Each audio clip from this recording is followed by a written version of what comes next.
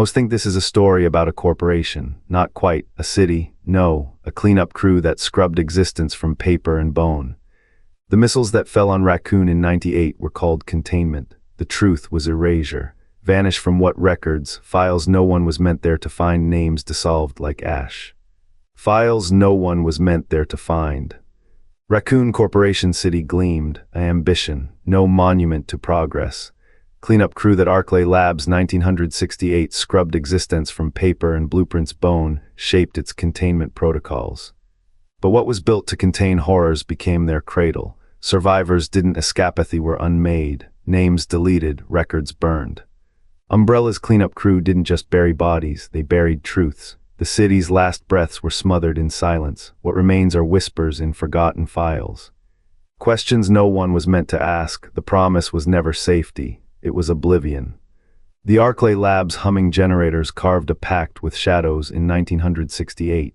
Steel corridors bred secrets that slithered into Raccoon City's blueprints. Containment protocols, etched in blood and bureaucracy, became the city's skeleton.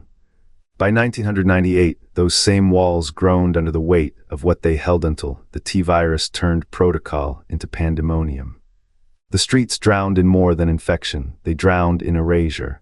Umbrella's cleanup crew arrived not as saviors, but as undertakers of memory. They burned not just bodies, but birth records, school rosters, tax filings. A child's name vanished from a headstone, a widow's pension dissolved like ash.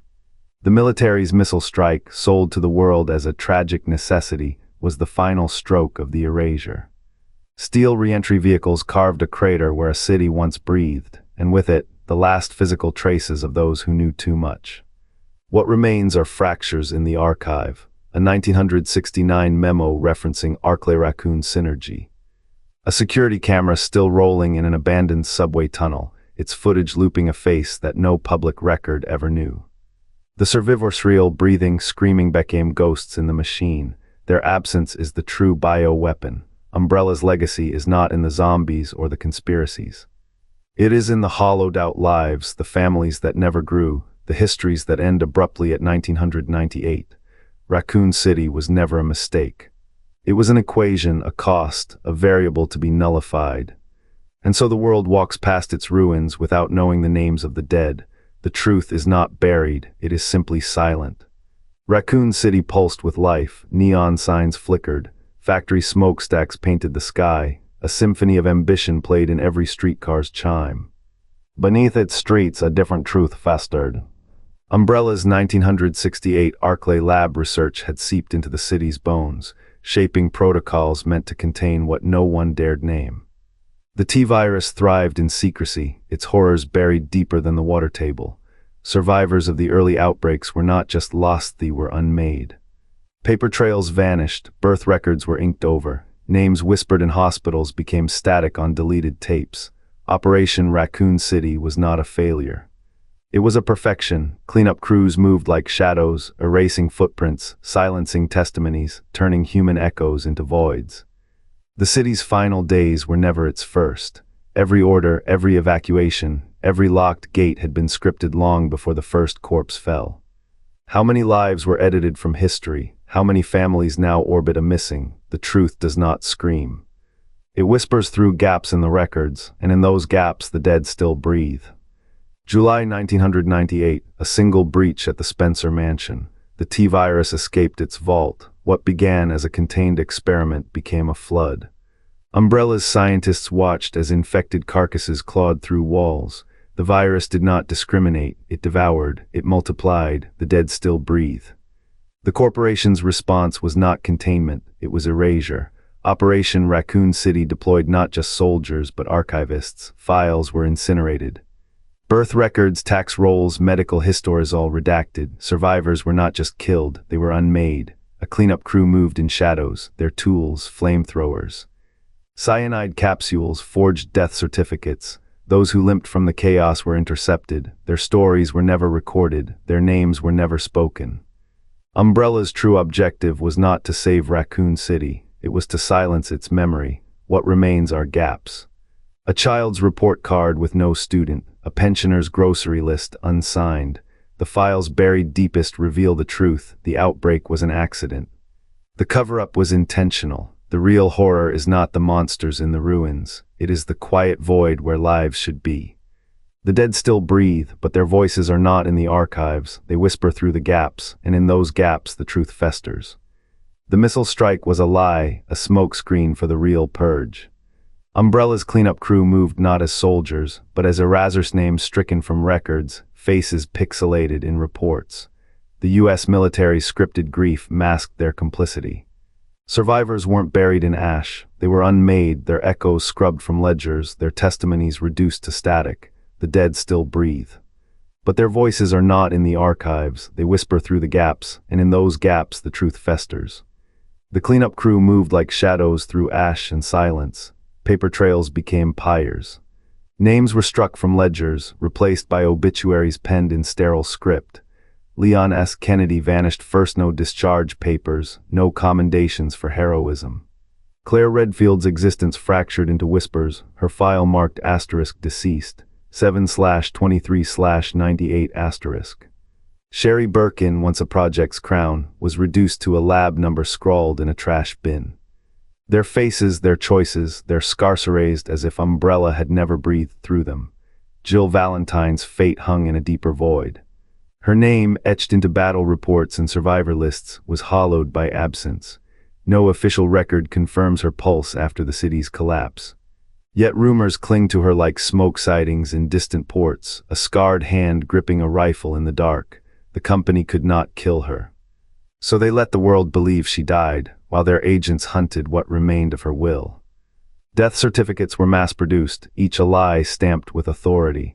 Raccoon's ghosts were given backstories of disease, accidents, war. The living were forced to wear the dead's skin. A child named Sherry Birkin grew in another city, unaware her name was a phantom. A soldier named Leon Kennedy answered to a flag that never knew his face. The truth, once a scream, became a whisper trapped in sealed archives. What remains of them now, not in history, not in memory. Only in the gaps between records where the truth festers unclaimed, unspoken, alive. The ruins of Raccoon City do not weep, they do not mourn. What was buried here was not just a town, but a truth too toxic for the world to bear. The Besaw was born from questions without answers. Did a pharmaceutical giant hold the keys to a city's fate? Why were the dead counted but the living vanished?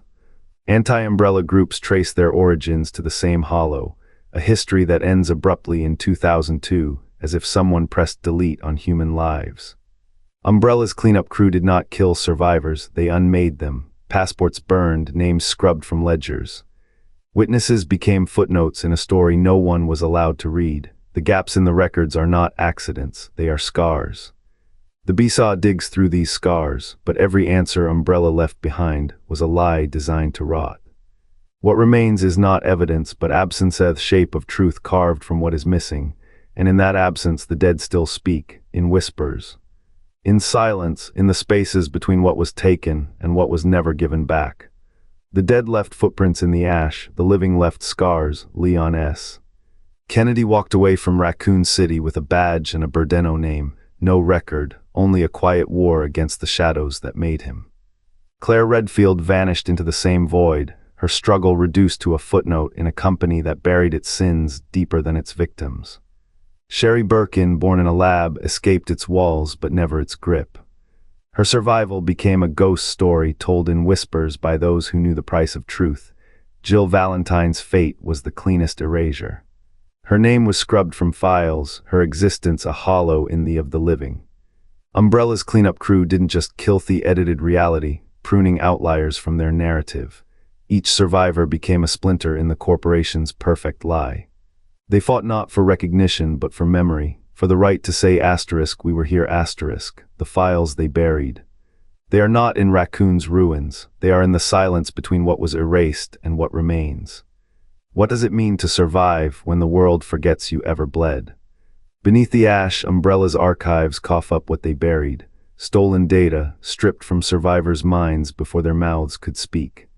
Files tagged Ouroboros blueprints for a plague forged in the marrow of those they claimed to save. A paradox, the corporation that wept for Raccoon City while its scientists dissected the living. They called it resource recovery. a term to sanitize the harvest of infected blood, the cataloging of immune systems, the forced experiments that birthed their next weapon. Wesker's thesis sits in the pile. Ouroboros, evolution through suffering. His notes cite subject 17 adaptive responsi girl who outran the virus, only to be caught by Umbrella's pens. Her name erased, every name erased. The cleanup crew didn't just kill. They unpicked existence witness statements burned, ID records falsified, burial lists doctored. A town's ghosts given new identities, non-persons. What does a survivor become when their story is a footnote in a warlord's research log? When their pain is a variable in an equation, the files don't scream. They whisper a truth Umbrella thought entombed. Their salvation was built on the backs of the forgotten, and the silence, it was never an accident. The ruins breathe, cracked concrete still hums with the echoes of a family that should never have existed. The Backersmoth, their daughter, and the thing that wore their face were not a myth. For 15 years, Umbrella locked their story in fireproof vaults, where the stench of burnt flesh and redacted files festered. The derelict mansion on the city's edge, its walls scarred by claw marks no cleaner could scrub away, stands as the last monument to their erasure. What did the cleanup crew do with the rest? Not just bodies, memories, photographs. The name Mia vanishes from school records. The Baker address dissolves into a plot of empty land. A town's grief was pruned, root and branch.